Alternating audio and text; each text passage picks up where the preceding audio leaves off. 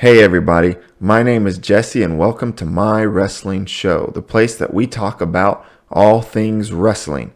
We're going to talk about NCAA wrestling, college wrestling, Olympic wrestling, freestyle wrestling, folk style wrestling, all things wrestling. I want to build a community around the sport of wrestling.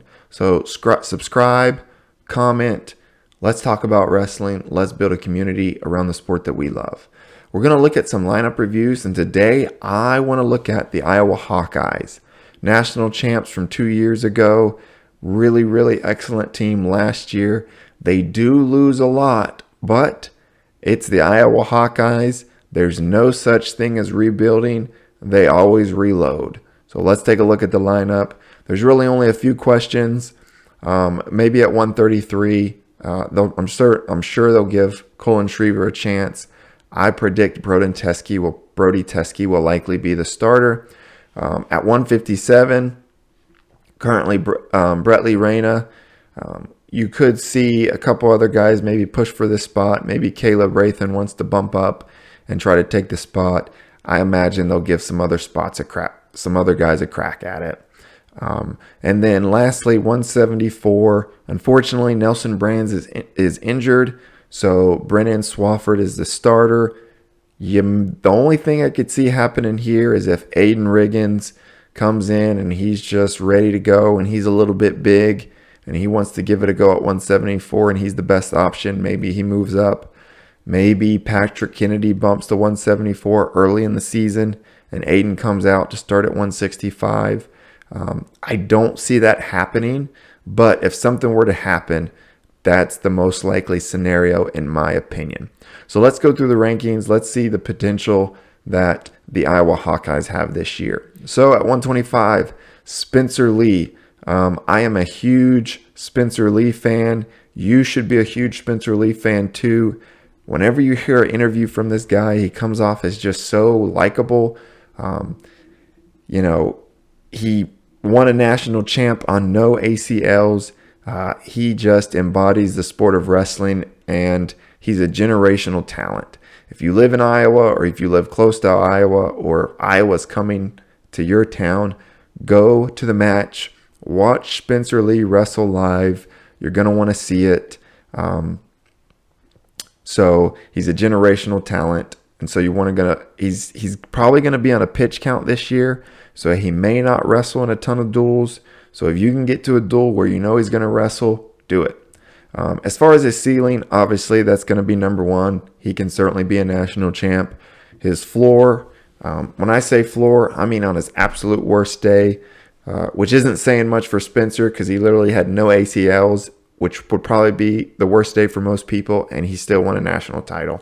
So, but I will say his floor is number 2, finishing second. He has lost a few matches in the past to Sebastian Rivera, and way back in his true freshman year to Nathan Tomasello.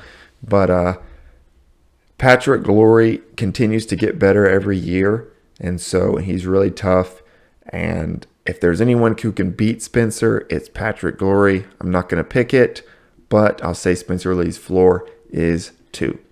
133, Brody Teske. This is what I really like about Brody Teske. His college career started a little bit underwhelming, I'll say. He transferred into Northern Iowa. He got substantially better. Turned into be a really solid wrestling, pushing for an All-American spot. So now he's moving into the Iowa Hawkeyes wrestling room, wrestling with Terry Brands, Spencer Lee. We know what the Iowa Hawkeyes do to lightweight wrestlers. They make them great. So being in that Iowa room, we'll see if Brody Teske can take that next step and really be a great lightweight at Iowa. With that being said, I put Brody Teske's ceiling. I'll put it here at number 6, right behind Michael McGee and Lucas Bird. It is a deep weight class at 133. I'm going to put his floor probably right here where they have Colin Schriever ranked at 15. But again, he's going to get better. So I'm excited to see what he does this season and if he can push to kind of get up in that All-American slot. 141, Real Woods. The interesting thing about Real Woods is when he was at Stanford, because the Stanford program was being dropped, he was heavy load in school. He was studying. He was so busy. And so coming to Iowa, he's probably going to take a little bit of a step back from school. He's not going to be taking 20 credits a semester. He's going to be focusing on wrestling. And so Real Woods was really good when he was taking 18 credits a semester at Stanford. How good can he be in the Iowa room, wrestling again with Terry Bands, wrestling again with these high-level wrestlers, focusing on wrestling? I'm going to pick Real Woods. For that reason, I'm picking Real Woods to win the national title. I think his focus on wrestling and being in the Iowa room takes him to the next step, and he wins the national title this year. This weight is a great weight for him because you don't have like a Yanni or a Spencer or a Gable. That's the clear favorite. It's pretty wide open. So I like Real Woods to win a national title here. So that's certainly his ceiling. His floor, I'll say, is number 4. I really do think he's going to get a lot better. So I think he has a pretty high floor at number 4. 149, Max Murin. So I did a video on 5 wrestlers that need to get over the hump for the 2022-2023 season. And Max Murin was on that list. Go check it out if you're interested. Max Murin, 3-time blood round loser. 3 times made the quarterfinals. 3 times lost in the quarterfinals. 3 times followed it up with another loss in the blood round. That's a tough way to lose. I'm not going to wish that on him for a 4th time. I am cheering for Max Murin to All-American this year. I'm looking for him to take that next step, right?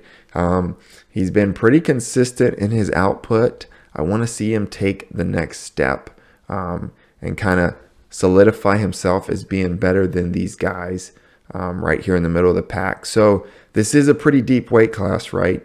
Zach Sherman's an All-American. Dom Demas is an All-American. Jaden Abbas is an All-American. Yaya Thomas is an All-American. And none of those guys are ranked in the top 8.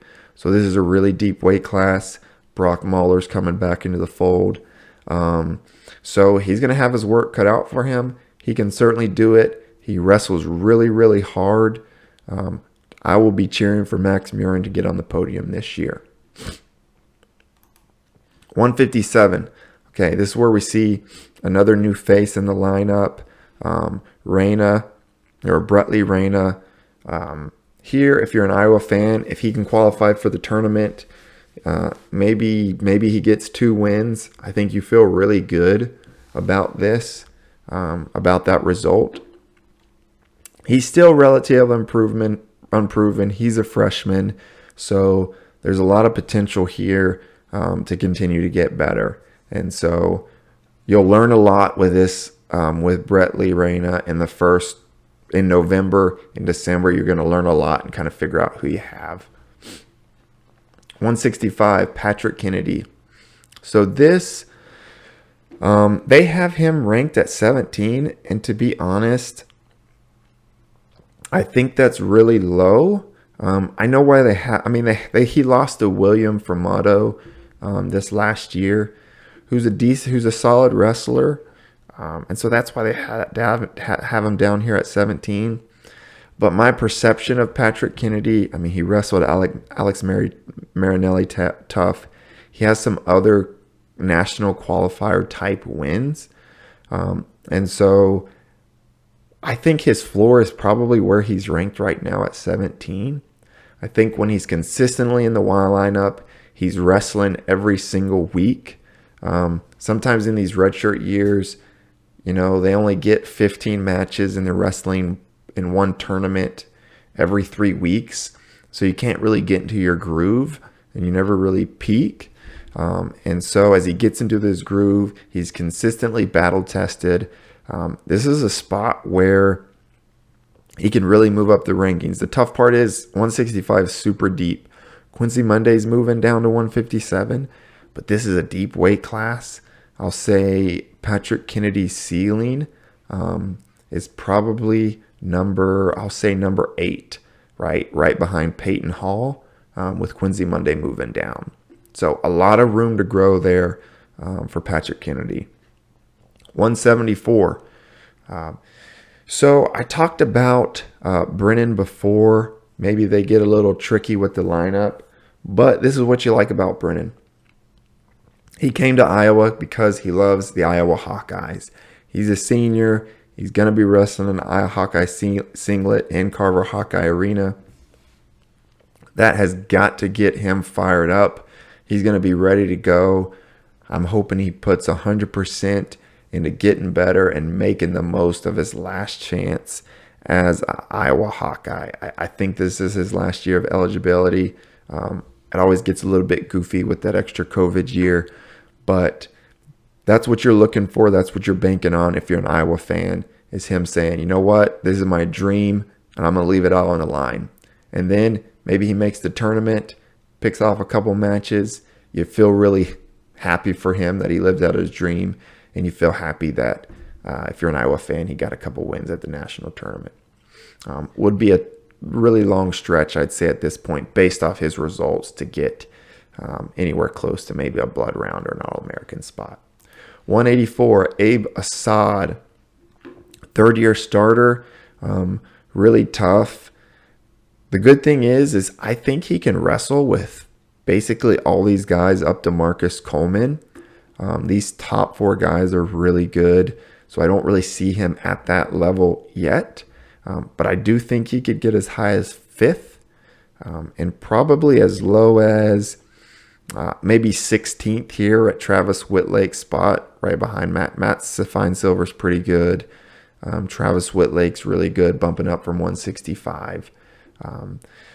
Abe Assad, I'd like to see him develop a little bit more offense. If he can develop a couple more attacks to score points, I like him to move up these rankings a little bit, to kind of get up here into this 5-6 range. So ceiling of 5, a floor of 16.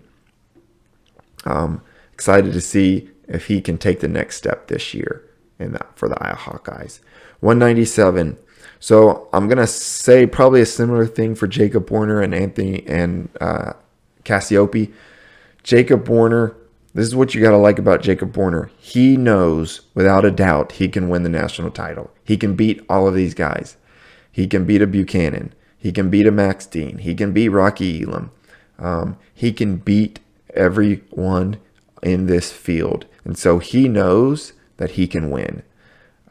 And so with that being said, again, he's going to leave it all out on the mat this year to win that national title. And when you have that confidence, you have that know that you can win, you give yourself a shot to do just that. Tony Cassiope, same thing. His floor is probably, I did not mention Jacob Warner. His ceiling is obviously a national title. His floor, it's pretty deep. I think his floor is probably 4, right? He could maybe lose to Rocky Elam, but if he does, he's probably going to beat a younger Bastida the very next batch. I don't see him going on a 2-3 match losing streak, so he has a pretty high ceiling. All right, Tony Cassiope. His floor is probably right here at number 4. I don't really see him losing to anyone below that. Certainly not on a consistent basis. And his ceiling, I think he can win a national title. I think he obviously can beat Greg from Penn State. He's got to figure out Mason Paris. I don't remember if he's wrestled Colton Schultz or not. I don't think they've wrestled. But anyways, he can wrestle with these guys. He has a ceiling of number 1, a floor of number 4. So you got to feel pretty good if you're an Iowa Hawkeye with Spencer Lee, with Real Woods, with Jacob Warner, with Tony Cassiope. Those are 4 guys you really feel like have a legit shot to win national titles. Of those 4, I would say Tony Cassiope is probably the least likely just because Mason Paris is in the field and he's struggled with him. Spencer Lee, 99% chance he wins. I feel really dang good about Real Woods. Jacob Warner, we'll call it a 50-50 shot against Max Dean or one of the other guys. And so, but you feel like you have 4 shots to really win a national title. And then you have Brody Teske, who can be an All-American. You have Max Murin that can be an All-American. You have Patrick Kennedy that can be an All-American. You have Abe Assad that can be an All-American. So you have 8 guys that can land on the podium. If you get 4 in the finals and 4 other All-Americans, I haven't done the math, but you will be pushing for this top spot. They're 24 points behind right now. That's a lot to make up. But it's possible. It's mostly going to be made up by the 4 guys who are pushing to All-American, right? Because you had Spencer Lee at 1, Real Woods at 2, Jacob Warner at 2, and Tony Cassiope at 4. And so those other 4 guys aren't currently ranked in the top 8, so they're really not getting any points. These 76 points are all from those 4 guys. So can those other 4 guys get on the podium, maybe get 6 points here, 8 points here, 5 points here. Maybe Brennan gets a pin in the first round on the backside, gets 3 points. You know, you could sneak up on a Penn State that way. And so there's still a lot to cheer for. Even though Iowa's lost a lot, there's a lot to cheer for this season for the Iowa Hawkeyes. It's Spencer Lee's last season. Go out and cheer for the Iowa Hawkeyes. Watch Spencer Lee. Watch some wrestling.